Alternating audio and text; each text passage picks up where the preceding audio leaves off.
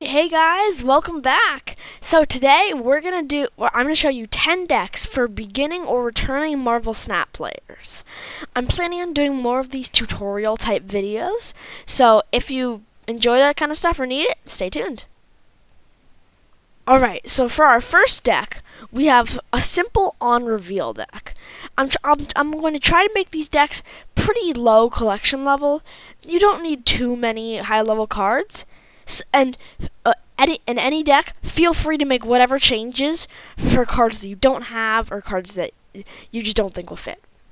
Alright, so in this deck we have Iceman, Korg, Forge, Scorpion, Ironheart, Magic, Thor, Wong, Shang-Chi, a White Tiger, Doctor Doom, and Odin.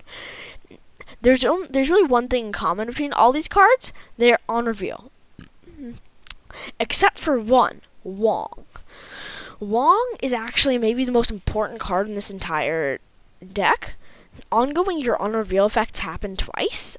Abilities here, so you want to play like Wong and maybe White Tiger, Ironheart at a location after Wong, and then you can Odin the Wong location to have just a big power boost, or you can use Thor to give you Mjolnir and make Mjolnir happen multiple times. I love doing that. But that is our first deck.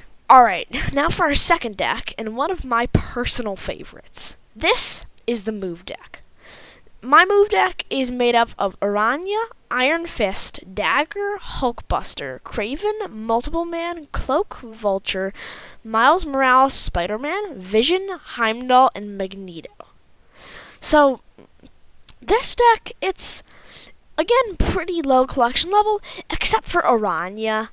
She's a pretty new Series 5 card, so feel free to add in whatever other cards you want. So in this deck, so obviously the point of a move deck is to move your cards, like Multiple Man or Vulture, to give them buffs. So you want to place cards early, like Dagger and Vulture and Multiple Man, and then, for example, play Cloak to move them over.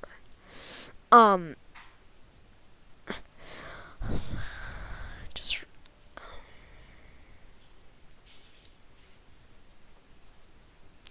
So in this deck, we have Aranya, Iron Fist, Dagger, Doctor Strange, Hulkbuster, Kraven, Multiple Man, Cloak, Vulture, Miles Morales, Spider-Man, Vision, and Heimdall.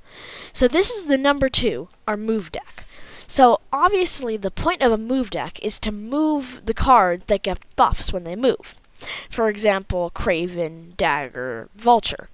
And you play these cards earlier so that when you move them with, for example, Doctor Strange, they get buffs. And then on the last turn, you hit them with a big Heimdall to move all of them. And just a little tip, always play Kraven on the far left location or the middle location. Don't play him on the far right location, because then he won't get as many buffs as you will be able to. Try to play him on the far left, because then he won't move, but multiple other cards will move to his location, which gives him a lot of buffs. So that's our deck 2, the move deck. Okay, this is our third deck, and maybe the most expensive deck in here, but one of my personal favorites. So this is our Silver Surfer deck. The point of Silver Surfer is to play, Silver Surfer, to give all our other 3-cost cards +2 power. And if you can see, we have a lot of other 3-cost cards in this deck. And then we use cards like Wong and Odin to make Silver Surfer happen multiple times. Another play is to play Nova, which might seem like a pretty weird play in this deck, but otherwise, Killmonger. If you play Nova on the first turn, and then Killmonger later, then all your cards get like a 1 power buff, which actually is quite a bit when you add it up. So you want to play Silver Surfer, so for example, on the first turn you play Nova, on the third turn you play Magic. Magic is a pretty big card in this deck, because then you can have turns 4, 5, 6, and now 7 to play the Wong Surfer Odin combo to just buff a lot of your cards a lot and to have more opportunities to play all these 3 costs. Now, one card that I love for Silver Surfer actually, that not many people like that much, is Serra. I think Serra is a great Silver Surfer card because if you play her on turn 5, you can play 3 costs on turn 6. And if you played Magic, then you just have like a crazy turn 7. Because for example, if you Serra'd on turn 5, then on turn 7, you'd be able to play Silver Surfer and Odin. Just insane. So, if you feel like it, you can change one of these cards to Serra if you have it. I recommend it. Okay, so for our third deck, we have Mix Discard. So in this deck, we have a mix of discarding their cards and our cards. Discard is one of my favorite archetypes of decks. So I hope you guys like it. So this deck is Scorn, Blade, Morbius, Colleen Wing, Gambit, Moon Knight, Lady Sif, Dracula, Ghost Rider, Silver Samurai, Stature, and Apocalypse. So Scorn again is pretty hard to get. It's Series 5 and pretty new. But you can replace that with lots of cards like Black Knight, even like just any cards that even have a little bit of use in discard, or even cards that you just like Shang-Chi. So, obviously, the goal of this deck is to discard cards to give them buffs or ready up some of your other cards. So Dracula is really useful because at the end of the game, it discards a card from your hand to gain the power of that card. So, for example, if on turn 6 you have Dracula out and you have 2 plays, your Apocalypse or another play, what you can do is you can do the other play, and Dracula will just absorb the power of Apocalypse. It's really useful. So, but you want to make sure that you leave not many cards in your hand on turn 6. Only cards that you want Dracula to discard. And then you have some cards like Silver Samurai and Moon Knight, which help Stature. And Morbius is really useful, and you really want to play it on turn 2 or even earlier if you're able. But even if you play it later, it's still incredibly useful. That's Mixed Discard. Okay, so this is our 5th deck, and honestly, I think maybe the most fun. This is my deck, Make Your Own cards. So in this deck, we have Agent 13, Quinjet, Mirage, Collector, Daredevil, Quake, Rogue, Strong Guy, Agent Coulson, Shang-Chi, Nick Fury, and Mockingbird. So Mockingbird is a bit expensive, but honestly, I think you might be able to get this one. It's not as new, and it's just such a useful card. If you see it in Spotlight Key or even the collector's tokens, save for it. And pin it. It's an incredibly useful card. So, in this deck, our goal is to make our own cards. It's to buff Collector and make Mockingbird cost less, and Quinjet will make your cards that you made cost less. So, and because we're gonna have a lot of cards in our hand because we made cards, we have Strong Guy in here, and almost all of you probably have Strong Guy because he's a Series 1. But if you don't, still totally fine. I have Daredevil in here because I just find Daredevil very useful, and so. For anyone who doesn't know how Collector works, when a card enters your hand from anywhere except for your deck, he gets +1 power. So, for example, when you make a card with Agent 13 and he's out on the board, I didn't realize I had an Agent 13 variant. Then he gets +1 power, and also when you make a new card from say Agent 13 and Quinjet's on the board, that card will cost 1 less. And That works for any of these cards that make other cards, like like Agent Coulson, Nick Fury, or like Mirage. Just it adds up to a strange amount of power, and you can spread the power. I've made it so you can kind of annoy your opponents a little bit in this deck with cards like Daredevil, Quake, and Shang-Chi. I just really think these cards are good cards, and I enjoy playing them. So, that is our 5th deck. So, for our 6th deck, this is Cerebro. Cerebro is one of my favorite decks to play. It's just so satisfying. Fun fact, the first video I uploaded on this channel is a video of Cerebro, so go watch that. So, if you don't know how Cerebro works, the point of Cerebro is your highest power cards have +2 power. Or your highest power card or cards have +2 power. So you would think that's not that useful. Why do we all have these random cards in here? But so if you notice, all these cards are 3 power. So he gives +2 to all these cards. And one of the downfalls of this deck is if you accidentally like buff one of your cards by even 1, or like you get, for example, the monster on your side, which has 10 power. That's why we have Valkyrie. On reveal, set all cards here to 3 power. Keep in mind that this is on reveal, and ongoing buffs won't really be good against her, but she is incredibly useful, and you can even use her on cards like Mystique and Cerebro. I know it sounds weird, but you can even put an Iron Man in here, because then if you like Valkyrie Iron Man, then that's a lot of power. Because then Iron Man gets 3 power from Valkyrie, then 2 from Cerebro, and that's doubled. That's just a lot of power. So, also Mystique, you want to play on your turn 6 play. You want to be normally Cerebro, and then Mystique to copy Cerebro, so you get double the power. So this is our Cerebro deck, and I love it. I hope you guys do. So this is our next deck, Clog and Control. So this deck is a combination of moving them, clogging the board, and just annoying them. So basically, this deck is a disruption deck. So for our cards are Kingpin, Korg, Scorpion, Quake, Spider-Man, Green Goblin, Rogue, Cosmo, Debris, Juggernaut, Polaris, and Magneto.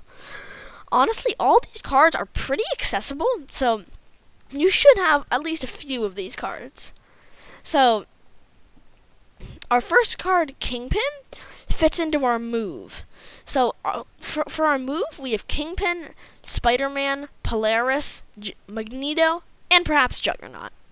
So, how this works is you want to try to move cards into their Kingpin location, because why do I have so many variants that I'm not using? What the heck? Because, for example, if you Magneto 3 cards from the left location into the middle location, and you have Kingpin in the middle location, then all those cards get -2, and that's a pretty big disadvantage. And Kingpin's got a decent stat line, so that works well for it too. And if you just want to move them to disrupt a play that they're trying to do, you can just go for that and move them for that. So the next aspect of this is Clog. So Clog is where you're trying to clog up the parts of their side of the board with cards like Green Goblin, Debris, and even like Korg clogs their deck and is still helpful. And then that's how Control goes well with Clog, because you put cards on their side and then move those cards to annoy them even more. So, like, for example, you play Green Goblin and it floats over to their side, then you play Kingpin and use Polaris to pull the Green Goblin you put on their side over to your Kingpin and make it even less strong. It's just really useful. And then you just have some disruption cards like Scorpion, Quake, Cosmo that are just useful in most decks. In Rogue, I just find it useful to be able to steal their ongoing effects, because a lot of ongoing effects like carry decks, and that can really disrupt them. So this is Clogging Control. My opinion, maybe the most fun. Next, we have the classic Destroy deck. This deck is also kind of pricey, mostly just because of Null. I actually recently just got Null, so that's why he's just Grey Border. But he's a Series 4, and it's pretty hard to get. So, my opinion, save your tokens, save your collector's tokens to get this guy if you love Null, Destroy. So, obviously, the point of a Destroy deck is to destroy your cards like Deadpool and Wolverine to buff them.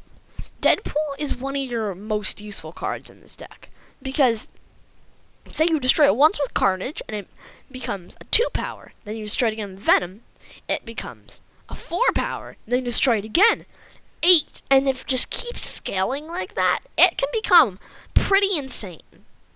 You can also add Hulkbuster into this deck to make Deadpool go straight from 1 to 4, and then when it's destroyed to 8, which is a pretty insane buff.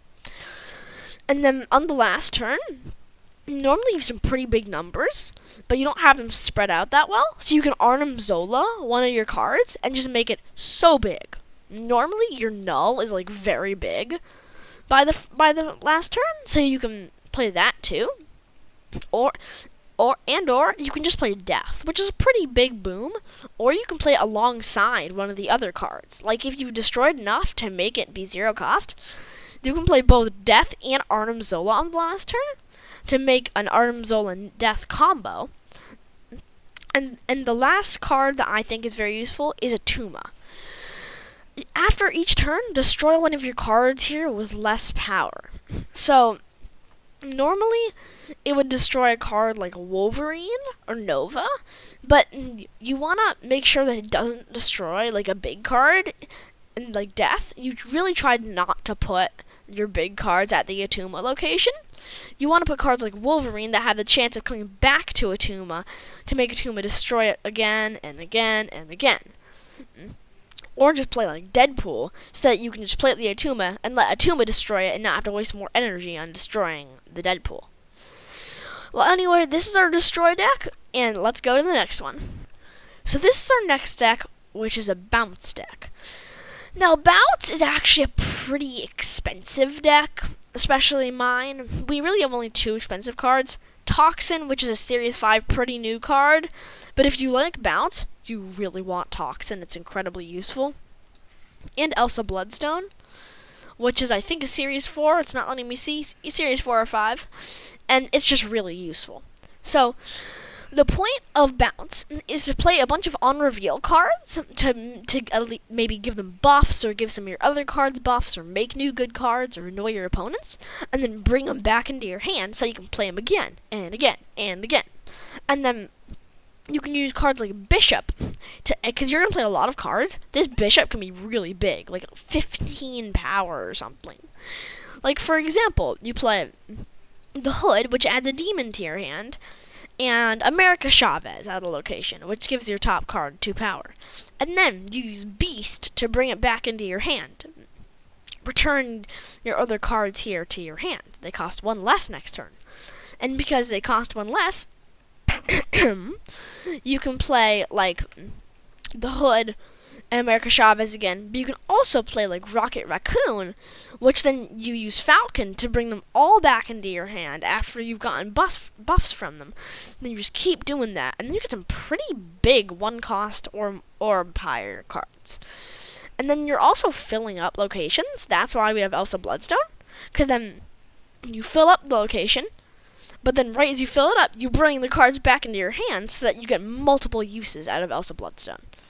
Anyways, this is a really useful deck, and it's pretty good in high-level play. So, if you have these cards, it can be incremental to your success. So, for our last deck, we have the one and only, one of my favorite decks in the game. This is Lockjaw.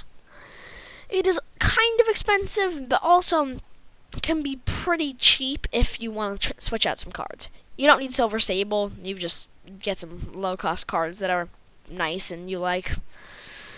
It is because it is pretty expensive, and it's pretty new as well. I just love Silver Sable. I just bring it into everything. So, if you didn't know how Lockjaw works, after you play a card at the location with Lockjaw, swap it with a card in your deck. So, for example, you play a pretty low power card like Wasp for literally nothing, and then you're just like, let's hope this is something good. It goes back into your deck, and out pops the Infinite, which is 20 power.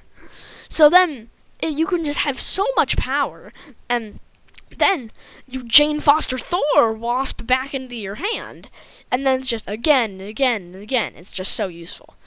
But one of my favorite combos in this deck is the combo of Wasp, Thor, and Jane Foster Thor. I know I just brought it up, but with Thor, it's just very different. So, for example, you play Lockjaw, and then you play Thor, and you draw Mjolnir. So, for example, you have Lockjaw out and the Mjolnir and Wasp in your hand.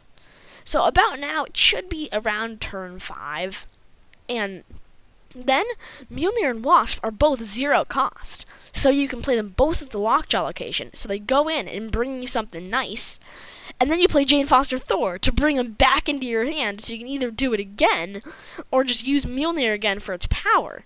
It's just so awesome.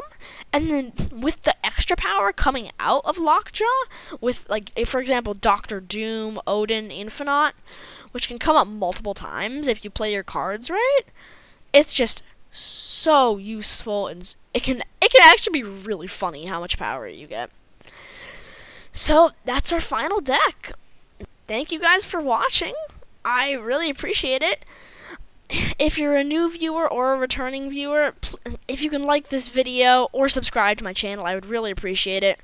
I really am just a small creator, which when I see one of those little like or subscribe buttons going up, it makes me so happy. So just, if you could do that, I would really appreciate it. So, I'll see you guys in the next one. Peace.